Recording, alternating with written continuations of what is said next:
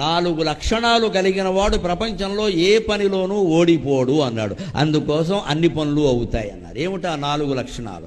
ధృతిహి, దృష్టిహి, మతిహి, దాక్ష్యం. ఇప్పటికి కూడా ఉపయోగించేవి ఈ 4. కాగితం మీద రాసుకుని మనలో ఉన్నాయా లేదా చూసుకోవాలి. ముందు ధృతిహి, ధైర్యం ఉండాలి. ప్రతిదానికి భయపడుతూ ఉంటే ఏ పని చెయ్యలేవు. యథవ ప్రాణం ఎప్పుడైనా పోయేది. కొన్నింటికి తెగించాలి.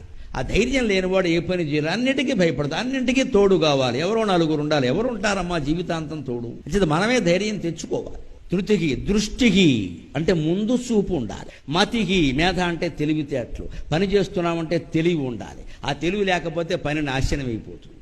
లేకపోతే మందకొడి మనుషులం అయిపోతాం ఖచ్చితంగా. తెలివితేటలతో ఆలోచించాలి. దాక్ష్యం అంటే సమర్థత.